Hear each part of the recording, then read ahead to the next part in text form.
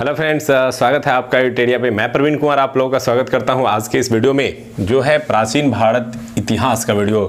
बड़े ही लंबे टाइम से बहुत सारे दोस्तों के कमेंट आ रहे थे कि हिस्ट्री के कुछ वीडियो प्रोवाइड किए जाएं। तो एंशिएंट हिस्ट्री के हड़प्पा चैप्टर से यानी सिंधु घाटी सभ्यता चैप्टर से एक दो वीडियो मैंने बनाए थे। अब मैंने कोशिश की है कि प्राचीन भारत में जो इम्पोर्टेंट चैप्टर हैं उन इम्पोर्टेंट चैप्टर के लगभग 10-15 वीडियो मैं आपको प्रोवाइड करूँ, चूँकि आने वाले एग्जाम आपके सामने है। रेलवे के, PCS, BPSC के कई एग्जाम आपके सामने हैं, तो उसमें काफ़ी मदद इनसे मिल जाएगी। तो जो इंपॉर्टेंट चैप्टर है हम उन्हीं को टच करेंगे। तो सबसे पहले आज बेसिक रूप से शुरुआत करते हैं, फिर इसके क्रम से जो वीडियोस आएंगे जैसे पाषाण काल, फिर उसके बाद हड़प्पा सभ्यता से जुड़े हुए 2 वीडियो हैं, एक और आएगा, और फिर वैदिक काल, मौर्य काल और गौतम बुद्ध और महावीर से जुड़े हुए वीडियोस। इस तरह से प्राचीन भारत के कुछ वीडियोस आएंगे और प्राचीन भारत खत्म किए जाएंगे। तो चलिए प्राचीन भारतीय इतिहास को थोड़ा सा हम लोग समझते हैं और इसके इस चैप्टर को जो स्पेशली हमारा है प्रागैतिहासिक काल से पाषाण काल से जुड़ा हुआ ये चैप्टर, उसको आगे बढ़ते हैं। तो सबसे पहले प्राचीन भारतीय इतिहास में स्रोतों के आधार पर प्राचीन भारतीय इतिहास को 3 खंडों में बांटा गया है। स्रोतों के आधार पर बांटे गए इस 3 खंडों को नाम दिया गया है प्राग ऐतिहासिक काल, आध ऐतिहासिक काल और ऐतिहासिक काल। इन तीनों में क्या अंतर होता है, चलिए सबसे पहले इसे समझते हैं। प्रागैतिहासिक काल उसे कहते हैं जिस समय के स्रोत जो है वो केवल पुरातात्विक है, लिखित स्रोत नहीं है। अर्थात इतिहास का वह कालखंड जिसका केवल पुरातात्विक स्रोत मिला है, लिखित स्रोत यानी साहित्यिक स्रोत नहीं मिला है, उस कालखंड को प्रागैतिहासिक काल कहते हैं। उदाहरण के लिए भारतीय इतिहास में जो पाषाण काल है अर्थात पत्थर का प्रयोग का काल है, उसे हम लोग प्रागैतिहासिक काल के रूप में जानते हैं। वहीं आध ऐतिहासिक काल क्या है, तो इतिहास का वह कालखंड जिसके पुरातात्विक स्रोत हैं और साहित्यिक स्रोत भी मिले हैं, लेकिन उन साहित्यिक या लिखित स्रोत को अब तक पढ़ा नहीं जा सका है, ऐसे काल को आध ऐतिहासिक काल कहते हैं। उदाहरण के लिए हड़प्पा सभ्यता या सिंधु घाटी सभ्यता, क्योंकि सिंधु घाटी सभ्यता से जो लिपि है वो मिली है, लेकिन उस लिपि को अभी तक पढ़ा नहीं जा सका है, इसीलिए हड़प्पा संस्कृति को हम आध ऐतिहासिक सभ्यता के रूप में जानते हैं। ऐतिहासिक काल वह काल है जिसमें पुरातात्विक साक्ष्य भी मिले हैं, लिखित साक्ष्य भी मिले हैं और लिखित साक्ष्य को पढ़ा भी जा सका है। उदाहरण के लिए वैदिक काल में वेदों के माध्यम से उस काल की जानकारी मिलती है, और फिर बौद्ध काल, जैन काल और मौर्य काल, सभी ये जो है वो किसके अंतर्गत आते हैं, तो ऐतिहासिक काल के अंतर्गत आते हैं। तो इस प्रकार से प्राचीन भारत को 3 भागों में बांटते हैं, वो स्रोतों के आधार पर, प्रागैतिहासिक काल, आध ऐतिहासिक काल और ऐतिहासिक काल। तो आज जो हमारा चैप्टर है वो बेसिकली ये चैप्टर है प्रागैतिहासिक काल। इसके संबंध में भारत में सबसे पहले जो अगर अध्ययन किसी ने शुरू किया था तो रॉबर्ट ब्रूस फूड थे, उनके द्वारा ही भारत में सबसे पहले प्रागैतिहासिक काल के शोध का विषय बनाया गया और इस दिशा में खोजबीन की गई। अगर बात करें वैश्विक स्तर पर तो 1820 में जर्गेनस थॉमसन द्वारा पाषाण काल के रूप में इसे विभाजित किया गया और इसे 3 भागों में बांटा गया, पाषाण काल, कांस्य युग और लौह युग। पाषाण काल, कांस्य युग और लौह युग ये कैसे बांटे जाते हैं इसको समझिए। किसी काल विशेष में मानव द्वारा अपने जीवन की सुविधाओं के लिए विभिन्न प्रकार के धातु और अस्त्रों का प्रयोग किया जाता था। जिस काल में मानव द्वारा अपने जीवन के उपयोग के लिए पत्थरों का प्रयोग किया गया, उस काल को पत्थर काल अर्थात पाषाण काल कहा गया। पाषाण का मतलब यहाँ पत्थर है। तो जिस काल में पत्थरों का उपयोग हुआ उसे स्टोन एज या पाषाण काल के रूप में जानते हैं। वहीं जिस काल में मानव ने अपने जीवन में हथियार और अन्य सुविधाओं के रूप में कांस्य के धातु का प्रयोग किया, अर्थात कांस्य एक मिश्र धातु है जो तांबा और टीन के मिलाने से बनता है, इस कांस्य के उपयोग करने वाले काल को हम कांस्य युग या ब्रॉन्ज एज के नाम में जानते हैं। जैसे सिंधु घाटी सभ्यता को एक कांस्य युगीन सभ्यता के रूप में जाना जाता है। वहीं वह काल जिस काल में मानव ने लोहे का प्रयोग किया, वह काल लौह युग या आयरन एज के नाम से जाना जाता है। भारत में उत्तर वैदिक काल से आयरन एज की शुरुआत मानी जाती है। तो इस प्रकार से प्राचीन भारतीय प्रागैतिहासिक काल में उस समय के लोगों द्वारा उपयोग किए गए आधुनिक अस्त्रों के आधार पर उनको 3 भागों में भी बांटा जाता है। पाषाण काल यानी पत्थर का काल, कांस्य युग यानी कांस्य का उपयोग और लौह युग अर्थात लोहे का उपयोग। अगर भारत में पुरातात्विक विभाग की बात करें तो भारत में पुरातात्विक विभाग के जनक अलेक्जेंडर कनिंघम को माना जाता है, जो कई बार एग्जाम में पूछा गया है। और इन्हीं पुरातात्विक स्रोतों पर आधारित है हमारा पूरा का पूरा पाषाण काल। तो चलिए हम लोग सबसे पहले इसमें आगे बढ़ते हुए प्रागैतिहासिक काल में जो पहला स्टेप है वो है पाषाण काल, स्टोन एज अर्थात पत्थर का काल।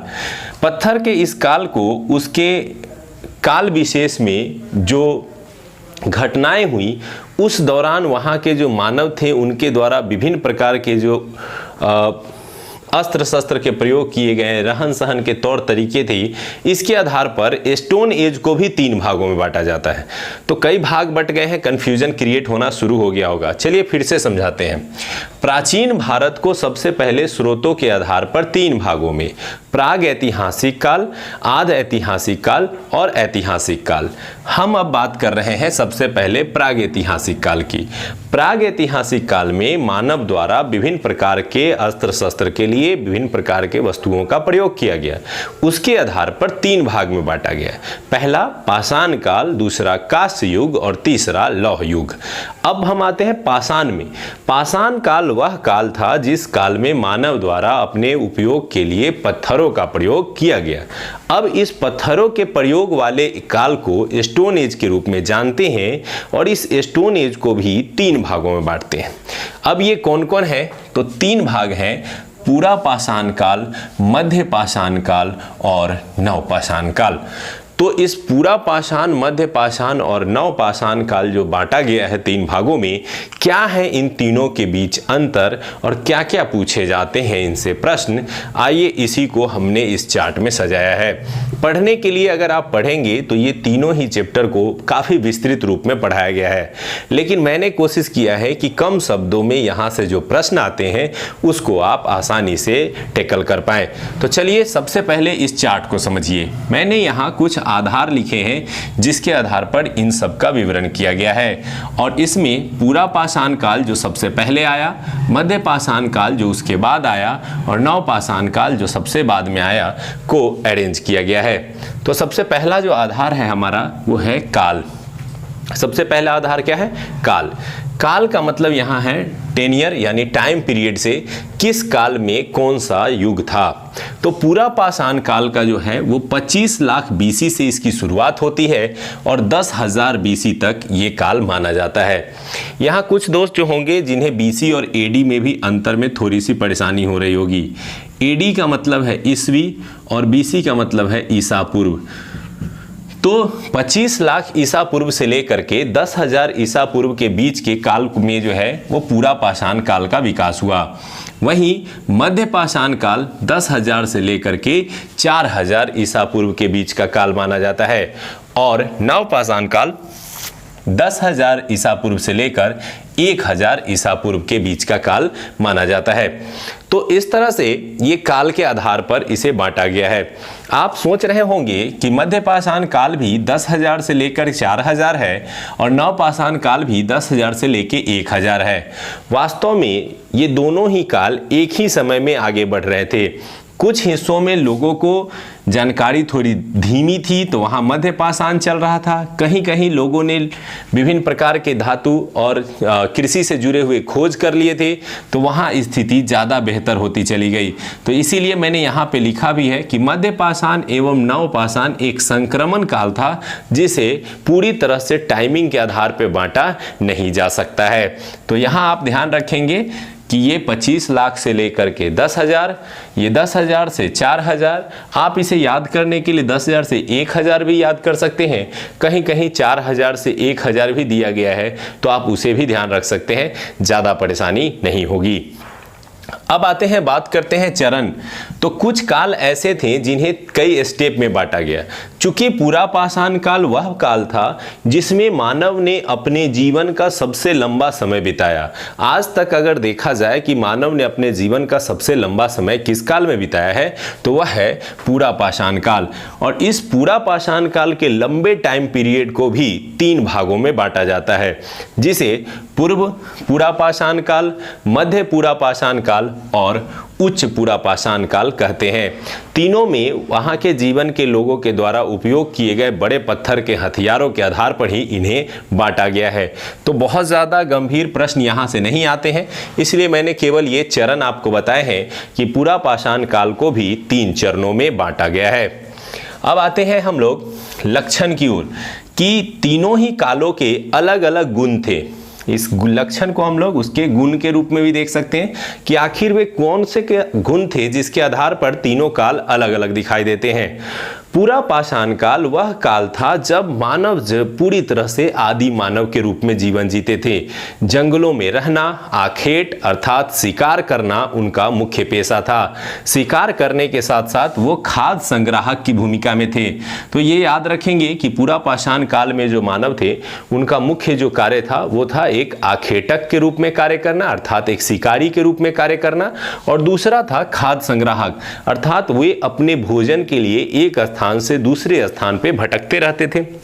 उदाहरण के लिए किसी एक क्षेत्र के जंगल में जाते थे, वहाँ के बहुत सारे जो जानवर होते थे धीरे धीरे उनका शिकार करना, और जैसे ही वो जानवरों की संख्या वहाँ घट जाती थी तो वे दूसरे स्थान पे जाकर के निवास करने लगते थे। तो वो अपने भोजन को संग्रहित करने के लिए यहाँ वहाँ घूमते रहते थे, इसीलिए उन्हें क्या कहा गया, खाद्य संग्राहक।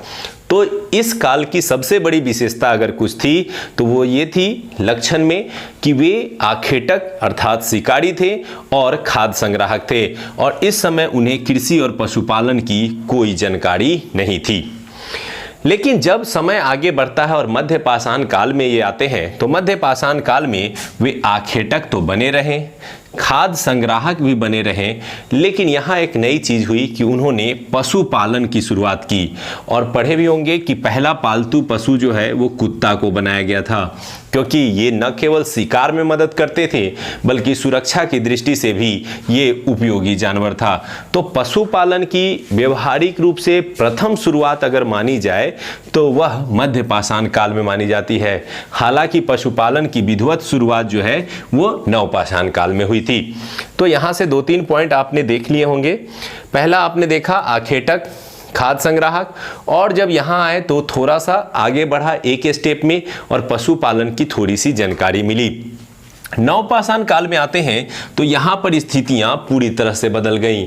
इन्होंने कृषि की खोज की, कृषि के साथ साथ पशुपालन को व्यवस्थित रूप मिला, और जब कृषि की खोज हुई तो कृषि चूंकि एक ऐसी व्यवस्था थी जिसकी सुरक्षा के लिए वहाँ पर निरंतर रहना अनिवार्य था।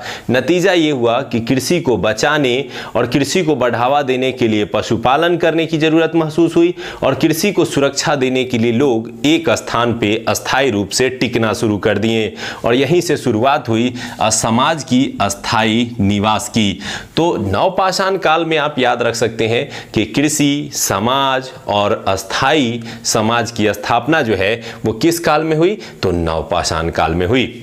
तो ये तीनों ही काल के क्या मुख्य अंतर थे आप इस चार्ट के माध्यम से आसानी से स्पष्ट कर सकते हैं। अब बात करते हैं औजार की, कि किन किन वस्तुओं से या पत्थरों से औजार जो है इस काल में बनाए जाते थे। तो मुख्य रूप से पत्थर और हड्डियों के औजार इनके द्वारा बनाया जाता था। पूरा पाषाण काल में क्वार्टजाइट, सल्क, ब्लेड आदि से बने औजार जो है प्रयोग में लाए जाते थे। तो ये थोड़ा बेसिक अंतर है, इसको जरूर याद रखिएगा, सबसे ज्यादा प्रश्न यहीं से आते हैं। जब मध्य पाषाण काल आया तो मध्य पाषाण काल में माइक्रोलिथ का उपयोग किया गया, अर्थात सूक्ष्म पत्थर। जब पूरा पाषाण काल था तो बड़े पत्थरों के हथियार बनाए जाते थे, लेकिन जब मध्य पाषाण काल आता है तो हथियारों का आकार जो है वो छोटा हो जाता है और उसे माइक्रोलिथ या सूक्ष्म पत्थर कहा गया। और नव पाषाण काल में हड्डियों के साथ साथ जो पत्थर थे वो पत्थर स्लेट के थे और स्लेट से बने हुए हथियारों का प्रयोग जो है इस काल में मानव ने शुरू किया। और एक और बात याद रखेंगे कि इसी 10,000 BC के आसपास में आकर के आधुनिक मानव, जिसे होमो सेपियंस कहते हैं, ज्ञानी मानव, उसका अवतरण हुआ था, यानी ज्ञानी मानव का विकास हुआ था। तो यहाँ तक हम लोगों ने 3-4 बातें पढ़ी, एक बार रिकॉल कर लेते हैं हम लोग। सबसे पहले काल तो 25 लाख से लेके 10,000, यहाँ 10,000 से 4,000, यहाँ 10,000 से 1,000। इसे 3 चरण में बांटा गया है, इनको किसी भी चरण में बांटा नहीं गया है। लक्षण और गुण में ये आखेटक और खाद्य संग्राहक, ये आखेटक और खाद्य संग्राहक के साथ साथ पशुपालन की प्रारंभिक शुरुआत, और इसमें कृषि, पशुपालन, अस्थायी निवास, समाज आदि की विकास जो है वो नवपाषाण काल में हुआ। औजार में बात करें तो क्वार्टजाइट, सल्क, ब्लेड के उपयोग जो है वो पूरा पाषाण काल में, माइक्रोलिथ पत्थर के उपयोग जो है वो मध्य पाषाण में, और स्लेट का उपयोग जो है वह नवपाषाण काल में किया जाता था। अब बात करते हैं महत्वपूर्ण स्थल, वे कौन से प्राचीन स्थल हैं जो भारत से प्राप्त हुए हैं और जहां से पूरा पाषाण, नवपाषाण या मध्य पाषाण के स्थल मिले हैं। तो उसमें से वो इंपॉर्टेंट स्थल मैंने चूज किए हैं जहां से प्रश्न पूछे जाते हैं। तो सबसे पहले आते हैं पूरा पाषाण काल में। तो अतिरमपक्कम एक जगह है तमिलनाडु में, और हथनोरा एक जगह है MP में। यहाँ से सबसे पहले मानव के खोपड़ी का अवशेष यानी साक्ष्य जो है वो मिला है। तो यानी मानव के खोपड़ी के प्रथम प्रमाण कहाँ से मिले हैं, तो 2 नाम आपको याद रखने हैं, अतिरमपक्कम तमिलनाडु और हथनोरा MP। ये वो जगह है जहाँ से मानव के कंकाल यानी खोपड़ी के अवशेष जो है वो मिले हैं। इसके अलावा भीमबेटका, इसे VVI कर लेंगे, बहुत सारे एग्जामों में पूछा गया है। भीमबेटका नर्मदा घाटी MP में स्थित है। यहाँ से सबसे प्राचीन चित्रकारी के प्रमाण मिले हैं, और ये चित्रकारी के प्रमाण की सबसे बड़ी विशेषता ये है कि यह केवल पूरा पाषाण से संबंधित नहीं है, बल्कि ये मध्य पाषाण और नव पाषाण काल से भी संबंधित है। तो कई बार यहाँ से प्रश्न पूछे जाएंगे कि भीमबेटका किस राज्य से, तो मध्य प्रदेश। कहाँ से, तो नर्मदा घाटी से।